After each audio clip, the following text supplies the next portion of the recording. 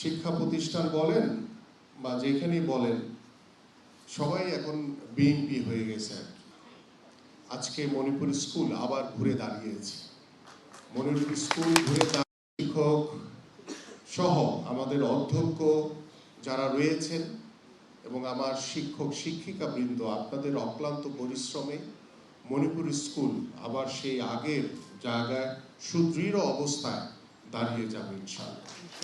পাশাপাশি আমাদের মানিক ভাই হয়তো আমাদের শিক্ষা সচিবকে নিয়ে তার মনের একটি অভিব্যক্তি প্রকাশ করেছেন। আমি মনে হয় যে সকল সমস্যারই সমাধান হচ্ছে আলোচনা করে আমরা এই সমস্যাগুলো সমাধান করতে পারি। কারণ শিক্ষা সচিব তিনিও অত্যন্ত আন্তরিক শিক্ষা ক্ষেত্রে, বা তিনিও দীর্ঘ এই 17 বছর বিভিন্নভাবে ওই স্বৈরাচার দ্বারা বঞ্চিত ছিলেন, ক্ষতিগ্রস্ত ছিলেন।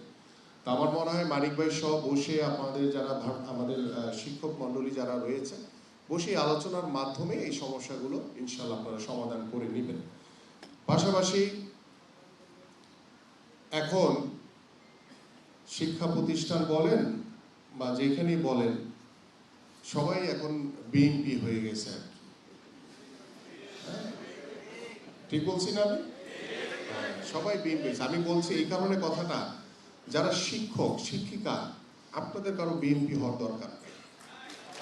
আপনারা একজন শিক্ষিত মা যেমন তার সন্তানকে সকল কিছু শিক্ষার মাধ্যমে তার পারিবারিক, তার সামাজিক, তার রাষ্ট্রীয় ভাবে আপনার সন্তানকে যেভাবে রিপ্রেজেন্ট করার জন্য আপনি লালন পালন করছেন, ঠিক তেমনি আপনি একজন শিক্ষক হিসেবে বা শিক্ষিকা হিসেবে আপনার ক্লাসে যখন একটি শিক্ষার্থী আপনার কাছে সেই শিক্ষা নিতে আসে, আপনার দায়িত্ব হচ্ছে সেই নিজের সন্তানের মতো সেই শিক্ষার্থীকেও সঠিক জ্ঞান এবং সঠিক শিক্ষায় তাকে শিক্ষিত করা।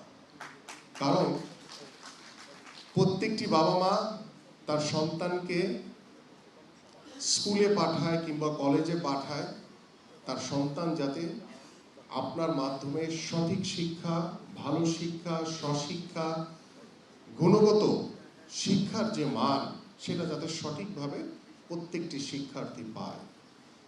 আজকে আপনারা সমাপনী অনুষ্ঠানে এসে আমরা বক্তব্য দিচ্ছি যে আপনাদের যে কর্মশালা, আপনারা যে বেশ কয়েকদিন ধরে আপনাদের শিক্ষার মান কিভাবে শিক্ষকদের দ্বারা উন্নত করা যায়, কিভাবে আপনাদের দক্ষতা বৃদ্ধি করা যায়, কিভাবে আপনাদের যোগ্যতা বৃদ্ধি করা যায়, সব কিছু মিলিয়ে আমার কাছে মনে হয় যে কিছুটা হলেও আমাদের বর্তমান সরকারের শিক্ষা ক্ষেত্র নিয়ে যে চিন্তা ভাবনা রয়েছে, আমাদের মাননীয় প্রধানমন্ত্রী শিক্ষাকে সর্বোচ্চ গুরুত্ব দিচ্ছে এবং সেই শিক্ষার ভিতরে সবচেয়ে বড় যে শিক্ষা সেটা হচ্ছে, আমি মনে করি এবং আমাদের মাননীয় প্রধানমন্ত্রী ইতিমধ্যে বলেছেন যে নৈতিক শিক্ষা এবং সামাজিক মূল্যবোধ, যেটি আমাদের এই বর্তমান সমাজে অনেকাংশেই ঘাটতি রয়েছে।